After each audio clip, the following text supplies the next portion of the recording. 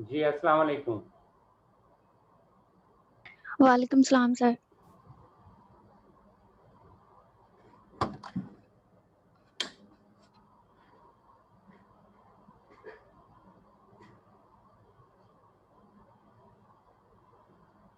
जी, अब्दुल वहीद नहीं है अभी आज। सर कर रहा होगा ज्वाइन ना अभी। अच्छा,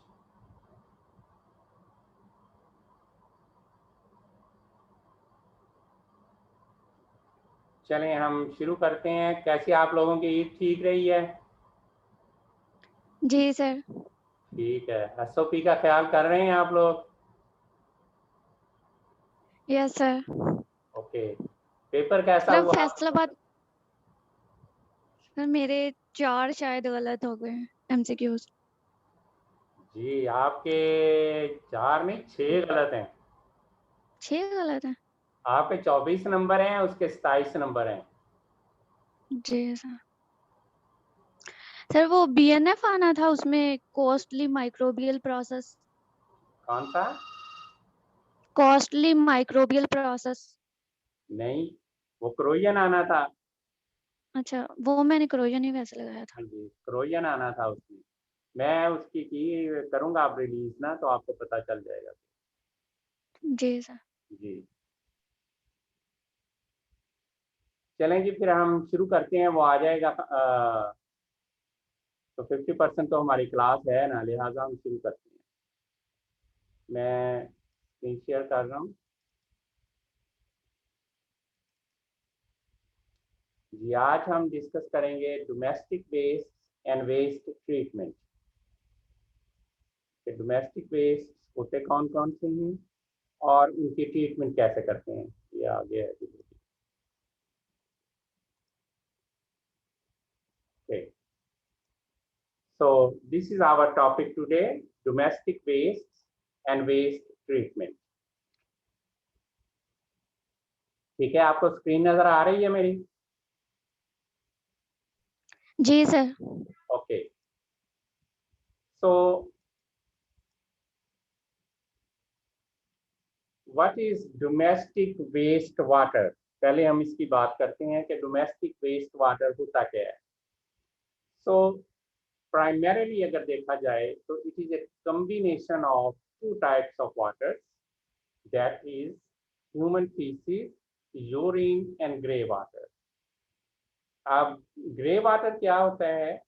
this is the water that is produced from washing, bathing and meal preparation. आपके किचन का, आपके वॉशरूम का, ठीक है, जो वेस्ट है water, that is called as grey water.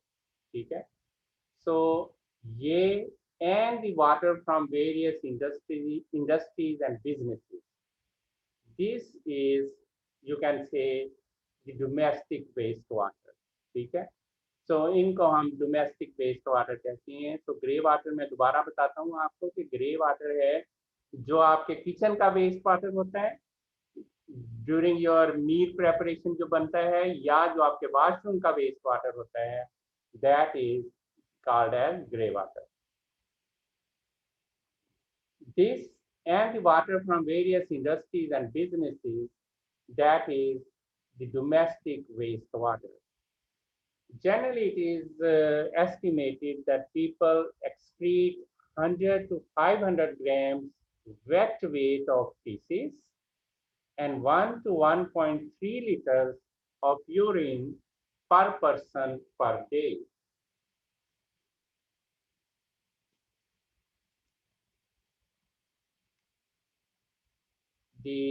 What is the control of domestic wastewater?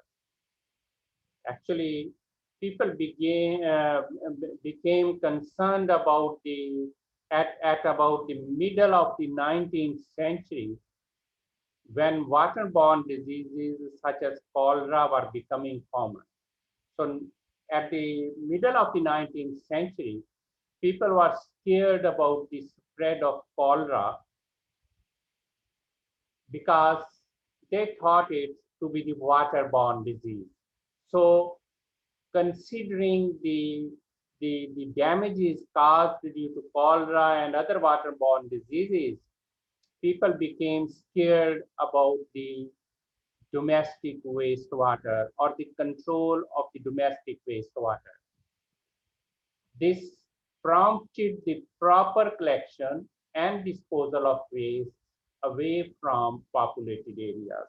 If you remember in the very first lecture, मैंने आपको ये बताया था कि इन्वायरमेंटल माइक्रोबायोलॉजी जो स्टार्ट हुई थी, जो उसका इमीडिएट स्टिमुलस था वही ये था कि लोग जो थे वो स्केर्ड हुए थे इस बात से कि जो वेस्ट वाटर है ये बहुत सारी डिजीजेस काज करने का बायस बन रहा है। ठीक है, तो उस वजह से उन्होंने कहा जी कि एक इंडिपेंडेंट ब्रांच माइक्रोबायोलॉजी की इन्वायरमेंटल माइक्रोबायोलॉजी के नाम से बनाई उन्होंने, जिसमें वो इस चीज़ को भी स्टडी करते हैं कि वेस्ट वाटर को कैसे ट्रीट करना चाहिए या इसकी सेफ डिस्पोजल क्या हो सकती है।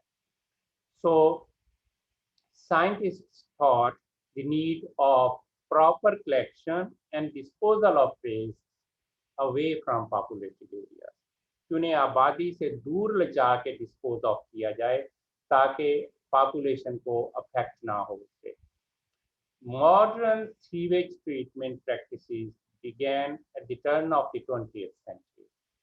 जो मॉडर्न ट्रीटमेंट प्रैक्टिसेस हैं ये 20वीं सदी के शुरू में ये तकरीबन इसके बारे में लोगों ने सोचा और इसको अप्लाई करना शुरू किया। जब हम कहते हैं कि मॉडर्न ट्रीटमेंट प्रैक्टिसेस, तो क्या चीज ट्रीटमेंट होती किस चीज की है? वो तो पानी होता है।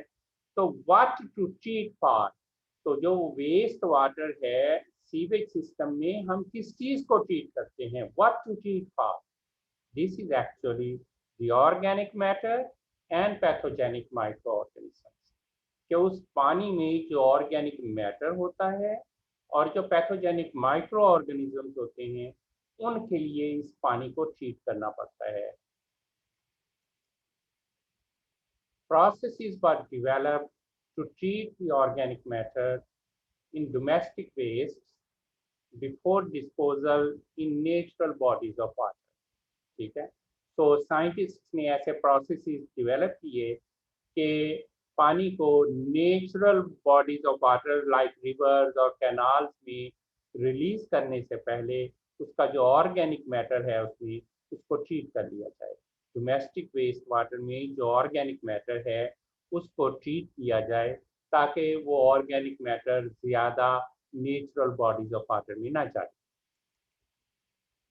In more recent decades, with increasing demands on limited water supplies and the need to reuse domestic waste, the focus of treatment has also included the reduction of pathogenic microorganisms and the removal of toxic substances. So, recent decades में जैसे जैसे पानी की supplies limited हो रही हैं, लोग कहते हैं ये कि अगली जो आलमी जंग होगी वो पानी के लिए होगी, तेल के लिए नहीं होगी। So with increasing demands on limited water supplies and the need to reuse domestic wastes,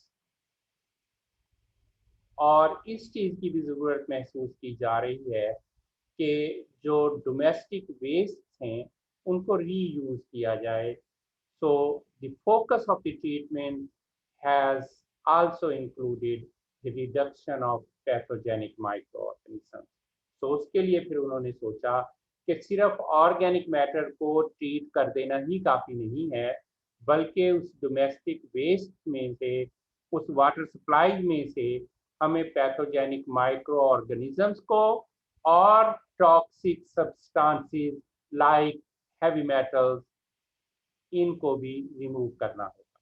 ठीक है, सो पानी की लिमिटेड सप्लाईज और जो डोमेस्टिक वेस्ट हैं उसको रीयूज करने की ज़रूरत ने इस बात का एहसास दिलाया कि सिर्फ ऑर्गेनिक मैटर को ट्रीट कर देना ही काफ़ी नहीं है, बल्कि उस पानी में से हमें पैथोजेनिक माइक्रो ऑर्गेनिज्म और टॉक्सिक सब्सटेंसेस को भी रिमूव करना पड़ेगा। ठीक है। So the amount of organic matter in domestic waste that determines degree of biological treatment required। के डोमेस्टिक वेस्ट में ऑर्गेनिक मैटर है कितना, वो ये बताता है कि आपको कितनी या किस एक्सटेंट की ट्रीटमेंट चाहिए उस ऑर्गेनिक मैटर को रिमूव करने के लिए। ठीक है। कितना ऑर्गेनिक मैटर उस पानी में मौजूद है, that will determine the degree of biological treatment required। There are 3 tests to assess the amount of organic matter। ये आपने शुरू की क्लासों में भी पढ़ा हुआ है। ये वो 3 टेस्ट कौन कौन से हैं जिनकी बेस पे आप असेस करते हैं कि उस डोमेस्टिक वेस्ट में ऑर्गेनिक मैटर कितना है। So that is biochemical oxygen demand, जिसे आप BOD कहते हैं। ठीक है।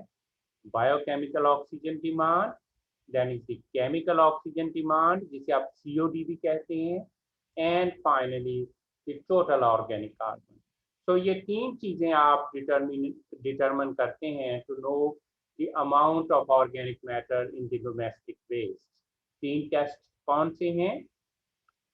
That is BOD, COD and TOC।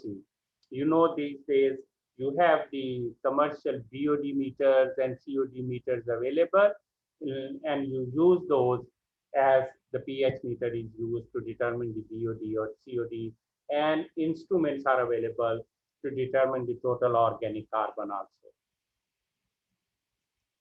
Even our institute also has one TOC analyzer in Dr. Naveed's lab।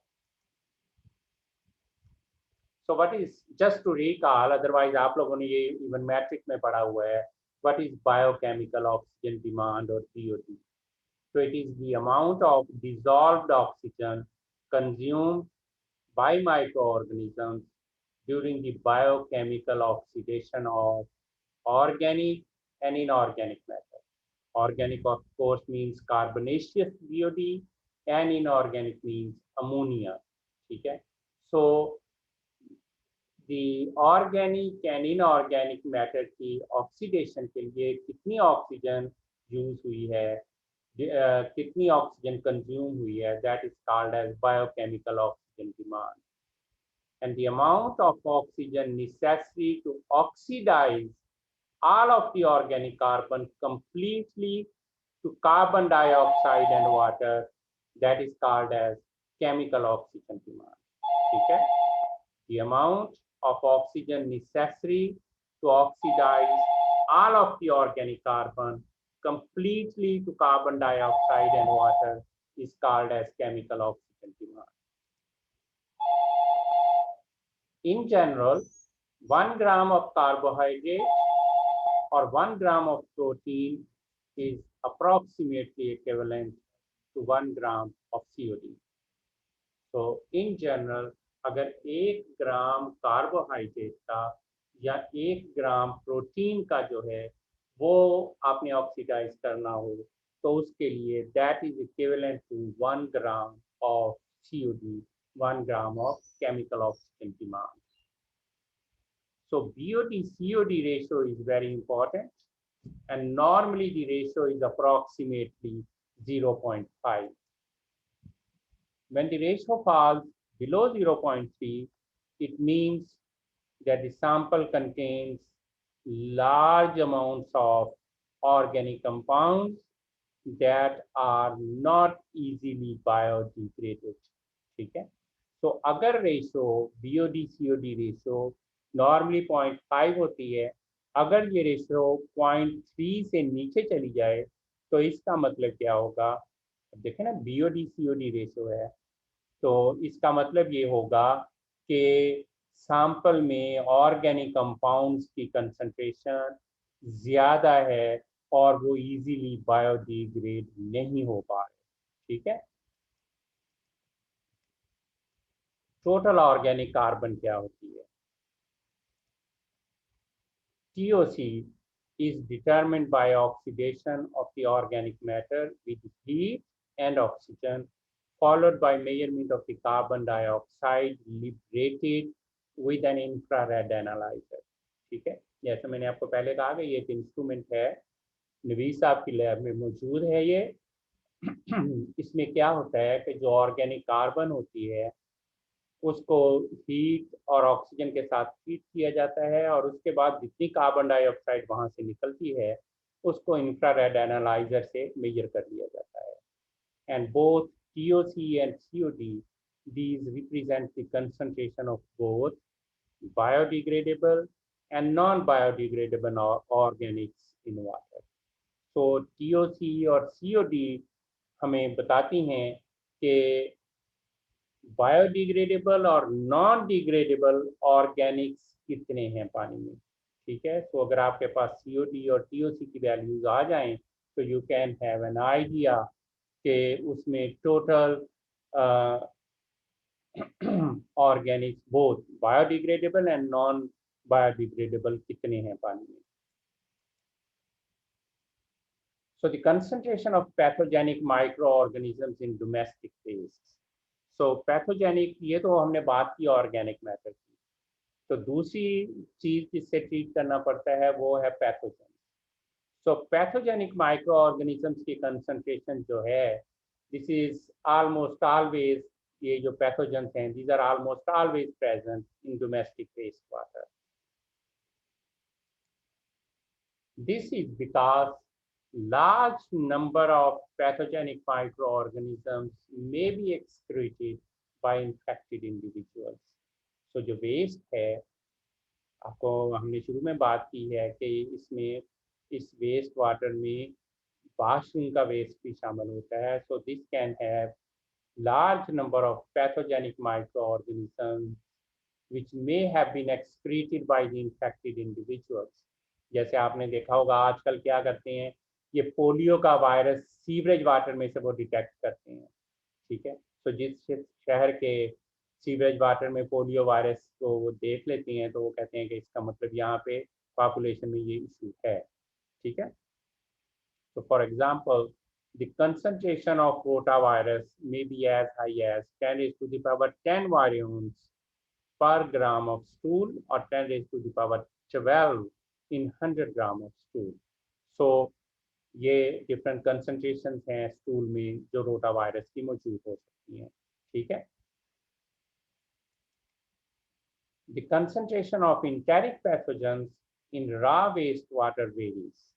अब इंटेरिक पैथोजेंस जो आपके इंटेस्टाइन में मौजूद होते हैं, जो पैथोजेंस हैं, जो आपके इंटेरिक पैथोजेंस हैं in raw waste water, these vary depending on the incidence of the infection in the community।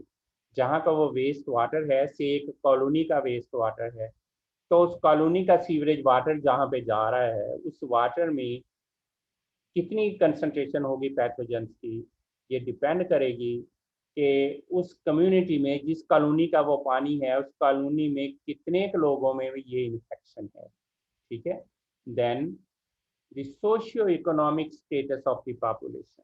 उस पॉपुलेशन का सोशियो इकोनॉमिक स्टेटस क्या है, वो कितना हाइजेनिक कंडीशंस को फॉलो करते हैं, वहाँ पे सीवरेज सिस्टम है भी कि है ही नहीं। ठीक है, गांव की तरह वहाँ पे ओपन सिस्टम तो नहीं है।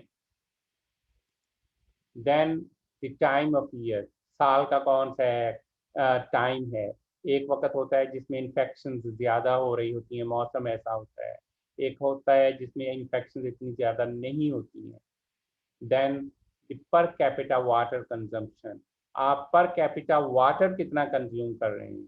ठीक है, अगर आप ज़्यादा पानी पर कैपिटा इस्तेमाल कर रहे हैं तो concentration of pathogens in water will be less, whereas अगर आप पानी कम इस्तेमाल कर रहे हैं लेकिन इन्फेक्शन भी है पॉपुलेशन में, तो फिर वो क्या कहना चाहिए, टोटल कंसंट्रेशन जो पैथोजेंस की है वो ज़्यादा होगी। ठीक है, तो ये वो फैक्टर्स हैं जो डिटरमिन करते हैं कि किसी वेस्ट वाटर में जो पैथोजेंस की कंसंट्रेशन है वो कितनी होगी। So modern waste water treatment है क्या? So complete sewage treatment comprises 3 major steps. So जो मॉडर्न ट्रीटमेंट प्रोसेस है उसमें 3 मेजर स्टेप्स होते हैं।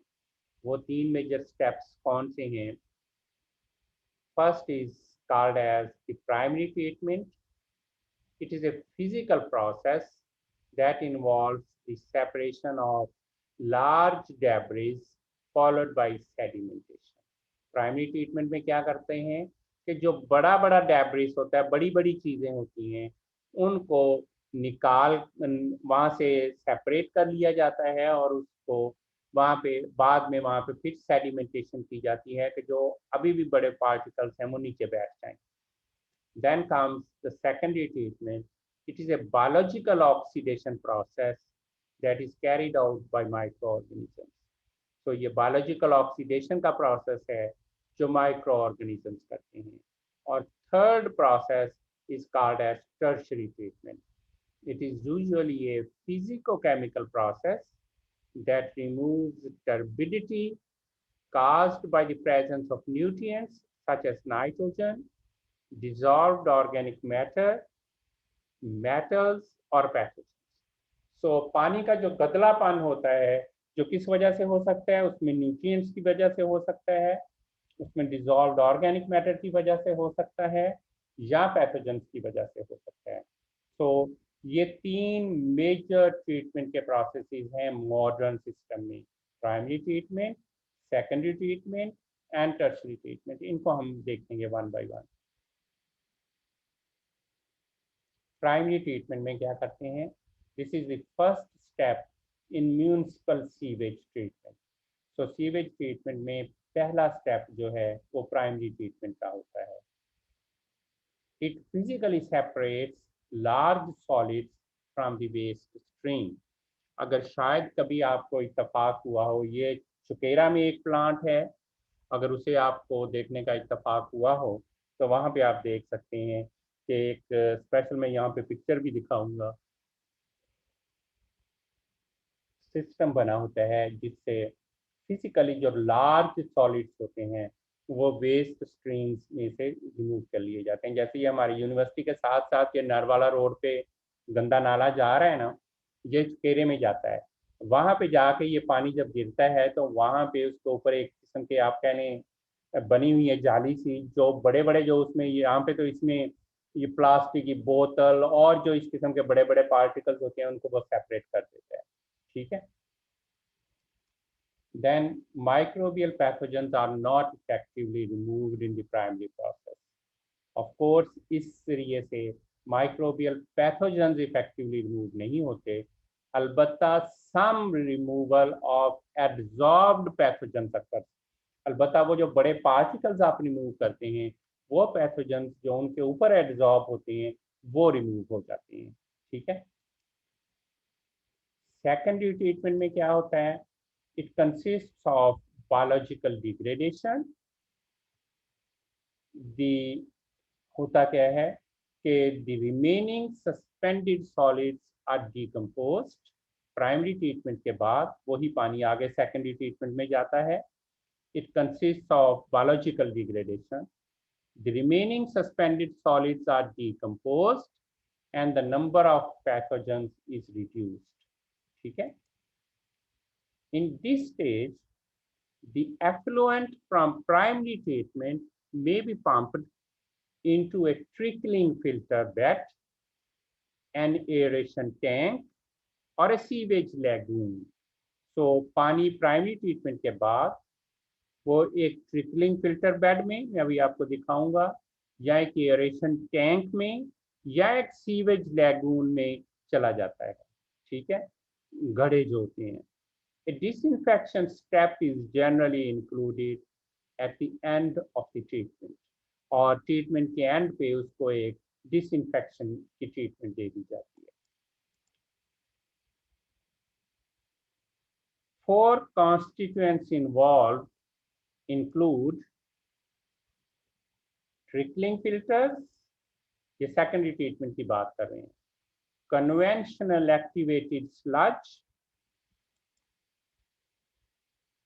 nitrogen removal by the activated sludge process, and phosphorus removal by activated sludge process. So ये चार essential constituents हैं secondary treatment के: thickening filters, conventional activated sludge, nitrogen removal by the activated sludge process, and phosphorus removal by activated sludge process. So then comes the tertiary treatment. Tertiary treatments involve a series of additional steps after secondary treatment to further reduce organics, turbidity, nitrogen, phosphorus, metals, and pathogens. So secondary treatment के बाद भी उसको further improve करने के लिए कुछ additional steps किए जाते हैं। वो क्या है? Those reduce organics, turbidity, nitrogen, phosphorus, metals and pathogens. So tertiary treatments में इनको और ज्यादा रिमूव कर दिया जाता है। Most processes involve some type of physicochemical treatment such as coagulation, filtration, activated carbon adsorption of organics, and additional disinfection. So most processes, those involve some type of physicochemical treatments. वो क्या होते हैं? Those are coagulation, filtration, activated carbon adsorption of organics, and additional disinfection. This is the tertiary treatment. This can better give you the idea कि है क्या. So ये red color, you can see the red color indicates the primary treatment. Green color, this one, these two, this is the secondary treatment, and blue, these are the tertiary treatment.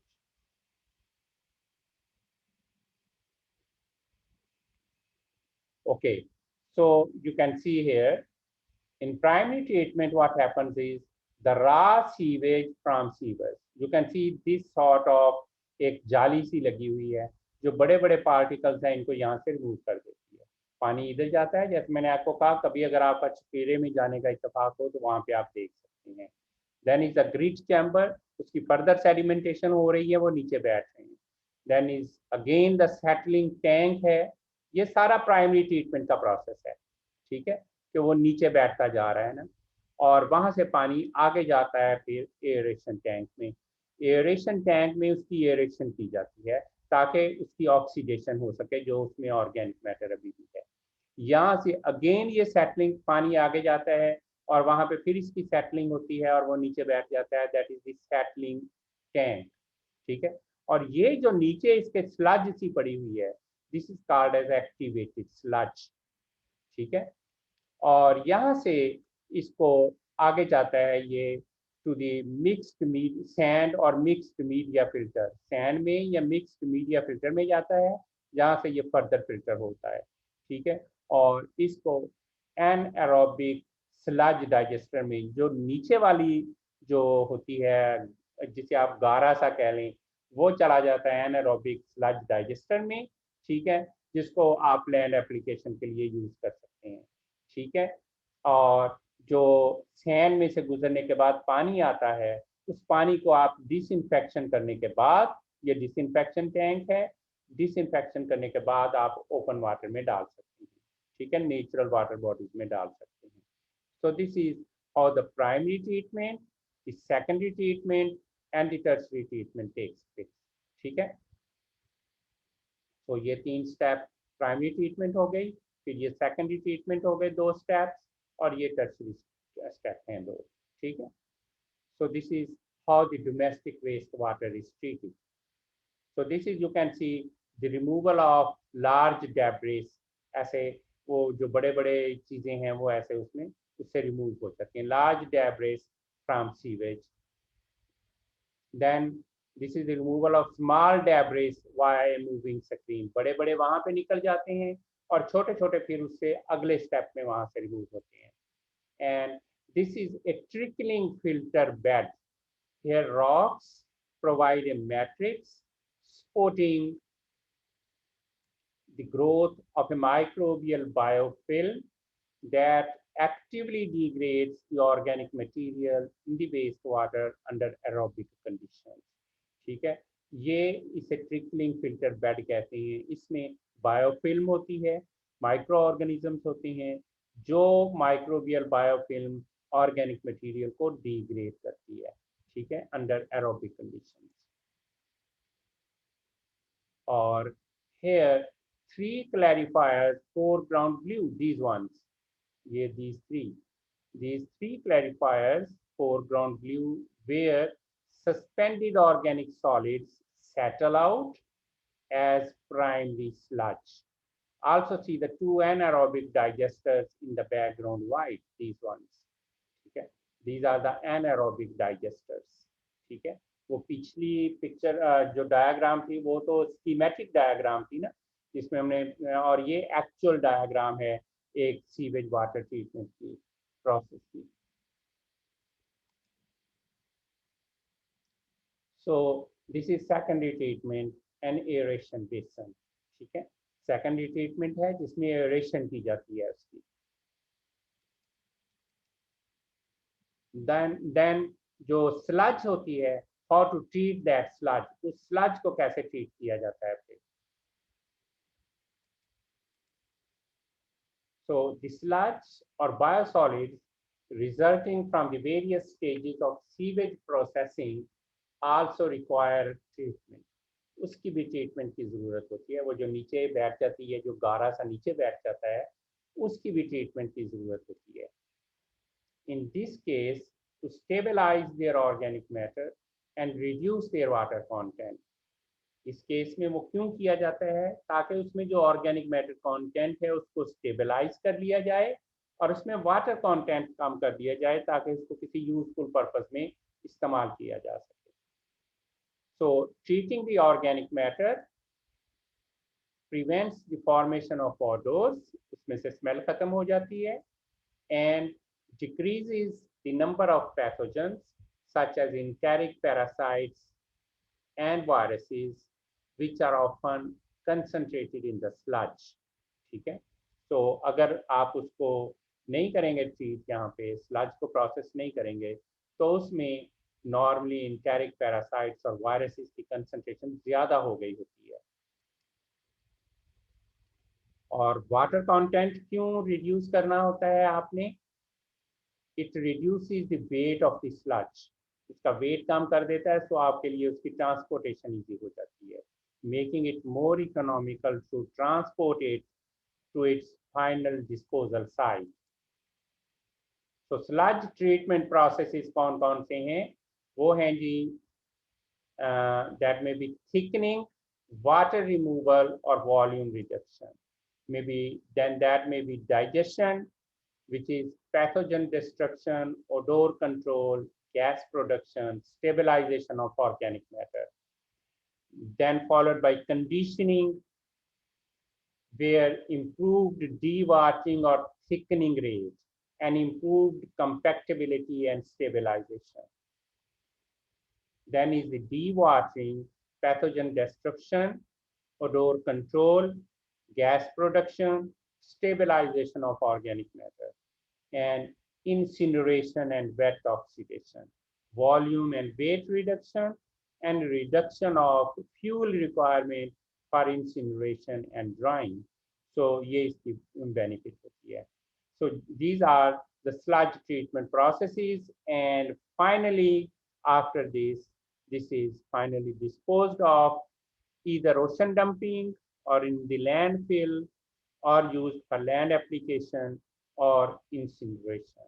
ठीक है, so this is the sludge treatment process. And जैसा कि अभी मैंने कहा कि इस sludge को और इन बायोसॉलिड्स को आप लैंड एप्लीकेशन के लिए भी यूज कर सकती हैं.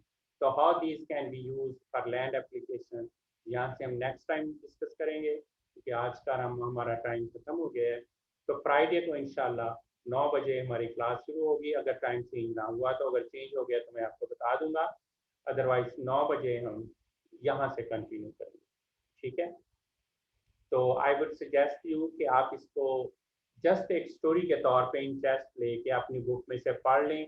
तो बहुत इजी सिंपल स्टोरी वाइज आप अपने ये चीज़ें मैट्रिक की क्लासों में पढ़ी हुई हैं, ये COD BOD वगैरह, जस्ट इसमें आपको एक किस्म का रिकॉल ही कर रहे हैं, डेली रूटीन की चीज़ें हैं। और कभी अगर आपको इत्तेफाक हो जाए कहीं पे कोई ऐसा प्लांट देखने का, तो आपके जहन में ये होना चाहिए, तो आप उसको बेटर अंडरस्टैंड कर सकेंगे। जी, कोई आपका क्वेश्चन है तो आप पूछ सकते हैं। अस्सलाम वालेकुम सर। जी सर आवाज आ रही है सर? जी आ रही है जी। सर मेरा क्वेश्चन ये है कि ये जो कार्बन होती है, कार्बन तो तमाम कंपाउंड जिनमें कार्बन वो तो ऑर्गेनिक कंपाउंड कहलाते हैं ना, लेकिन ये कार्बन को किस बुनियाद पर ऑर्गेनिक और इनऑर्गेनिक में डिस्टिंग्विश किया गया है, इसकी समझ नहीं आता सर। ये केमिस्ट्री वालों से पूछो ना कि ऑर्गेनिक कार्बन और इनऑर्गेनिक कार्बन में फर्क क्या होता है। अच्छा ठीक है सर। ये वो आपको बताएंगे कि ऑर्गेनिक और इनऑर्गेनिक कार्बन में क्या फर्क होता है। ठीक है सर, ठीक, शुक्रिया। ठीक सर। चलें जी, ठीक है, फिर हम इंशाल्लाह नेक्स्ट टाइम फ्राइडे को मिलेंगे और यहाँ से हम स्टार्ट करेंगे इसको। थैंक यू वेरी मच जी। ये मैं आपके उस पर लोड कर दूंगा तो वहाँ से आपको ये मिल जाएगा।